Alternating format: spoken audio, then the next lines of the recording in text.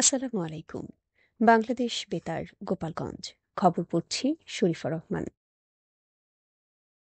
শরীয়তপুর জেলা তথ্য অফিসের আয়োজনে গতকাল সকাল ১১টায় শরীয়তপুর জেলা প্রশাসকের সম্মেলন কক্ষে তারুণ্য নির্ভর নতুন বাংলাদেশ গঠনে এসো দেশ বদলাই পৃথিবী বদলাই শীর্ষক আলোচনা সভা অনুষ্ঠিত হয়েছে। জেলা প্রশাসক তাহসিনা বেগম এতে প্রধান অতিথি হিসেবে উপস্থিত ছিলেন। আলোচনা সভায় জেলা তথ্য অফিসার শাহিন মিয়ার সভাপতিত্বে বিশেষ অতিথি হিসেবে উপস্থিত ছিলেন জেলা পুলিশ সুপার মোহাম্মদ নজরুল ইসলাম, অতিরিক্ত জেলা প্রশাসক সার্বিক মোহাম্মদ ইমরুল হাসান ও ইসলামিক ফাউন্ডেশনের উপপরিচালক মোহাম্মদ মনিরুজ্জামান। আলোচনা সভায় আরও উপস্থিত ছিলেন নাগরিক সমাজের প্রতিনিধি, প্রিন্ট ও ইলেকট্রনিক মিডিয়ার সাংবাদিক সহ স্কুল ও কলেজের ছাত্রছাত্রীবৃন্দ। নিরাপদ মৎস্য ও মৎস্যপণ্য উৎপাদন এবং বাজারজাতকরণ শীর্ষক প্রকল্পের আওতায় শরীয়তপুরে গোলটেবিল বৈঠক অনুষ্ঠিত হয়েছে। গতকাল সকালে এসডিএস প্রধান কার্যালয়ের সম্মেলন কক্ষে পল্লী কর্মসহায়ক ফাউন্ডেশনের সহযোগিতায় ও শরীয়তপুর ডেভেলপমেন্ট সোসাইটির বাস্তবায়নে এই বৈঠক অনুষ্ঠিত হয়। এসডিএস এর পরিচালক বিএম কামরুল হাসান বাদলের সভাপতিত্বে ও প্রজেক্ট ম্যানেজার জাকির হোসাইনের সঞ্চালনায় অনুষ্ঠিত বৈঠকে প্রধান অতিথি হিসেবে উপস্থিত ছিলেন শরীয়তপুর জেলা মৎস্য কর্মকর্তা বিশ্বজিৎ কুমার দে। এছাড়াও বিশেষ অতিথি হিসেবে উপস্থিত ছিলেন ভেদরগঞ্জ উপজেলা মৎস্য কর্মকর্তা মোহাম্মদ আবদুল্লাহ আল ইমরান, নড়িয়া উপজেলা মৎস্য কর্মকর্তা জাকির হোসেন মৃধা ও শরীয়তপুর পল্লী বিদ্যুতের এজিএম আবি আবদুল্লাহ। এ সময় বক্তারা বলেন, শরীয়তপুরের নিরাপদ ও আধুনিক মৎস্য উৎপাদনকে এগিয়ে নিতে এ ধরনের উদ্যোগ ভবিষ্যতে বড় ভূমিকা রাখবে। গোপালগঞ্জের কোটালীপাড়া উপজেলা খাদ্য গুদামে ২০২৫-২৬ অর্থবছরের অভ্যন্তরীণ আমন ধান ও চাল সংগ্রহের উদ্বোধন করা হয়েছে। উপজেলা খাদ্য নিয়ন্ত্রক বিষ্ণুপদ মজুমদার প্রধান অতিথি হিসেবে উপস্থিত থেকে এ কার্যক্রমের উদ্বোধন করেন। খাদ্য পরিদর্শক ও খাদ্য গুদাম কর্মকর্তা প্রভুচন্দ্র রাজভর, মিল মালিক আহাদ মুন্সি ও কামরুল ইসলাম সহ বিশিষ্ট ব্যক্তিবর্গ এ সময় উপস্থিত ছিলেন। শরীয়তপুর ফায়ার সার্ভিস কর্তৃক অগ্নিকাণ্ড ও ভূমিকম্পনজনিত মহড়া গতকাল সকালে জেলা প্রশাসক কার্যালয়ে চত্বরে অনুষ্ঠিত হয়েছে। উক্ত মহড়া পরিচালনা করেন ফায়ার সার্ভিসের ওয়্যারহাউস ইন্সপেক্টর শঙ্কর বিশ্বাস।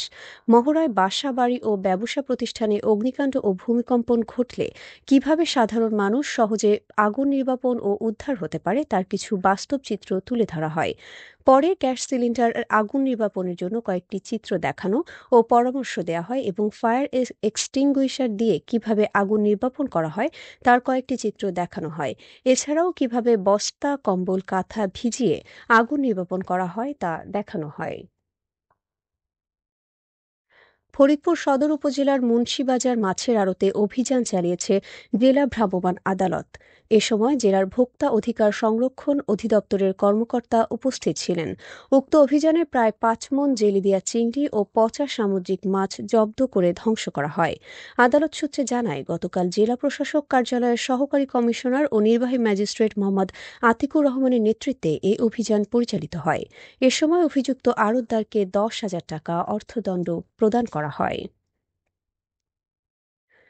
মাদারীপুর সদরের কুমার নদীতে নানির সঙ্গে গোসল করতে নেমে মানসিক ভারসাম্যহীন নবীন ব্যাপারী নামে এক ব্যক্তি পানিতে ডুবে মারা গেছেন। গতকাল সকাল ১১টায় সদর উপজেলার চরমুগুরিয়ার নয়াচর এলাকায় এ ঘটনা ঘটে। পরিবার জানায়, তিনি দীর্ঘদিন মায়ের সঙ্গে ঢাকায় থাকলেও কিছুদিন আগে গ্রামে ফিরে আসেন। গতকাল সকালে নানির সঙ্গে বাড়ির পাশের কুমার নদীতে গোসল করতে যান তিনি।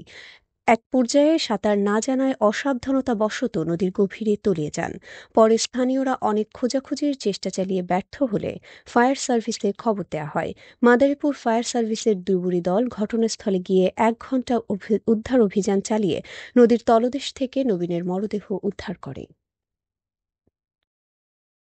খেলার খবর, ফুটবল।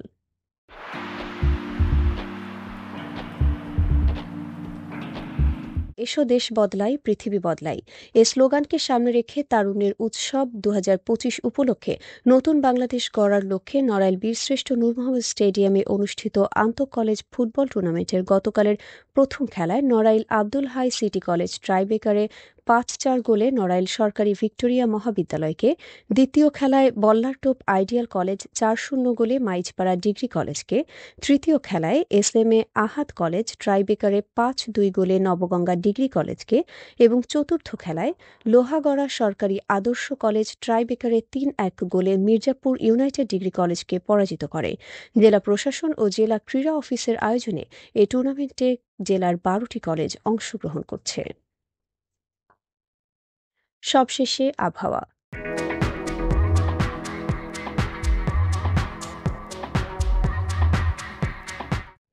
আজ বেলা 1টা পর্যন্ত আবহাওয়ার পূর্বাভাসে বলা হয়েছে, দেশের অভ্যন্তরীণ নদীবন্দর সমূহের জন্য কোনো সতর্কবার্তা নেই এবং কোনো সংকেতও দেখাতে হবে না।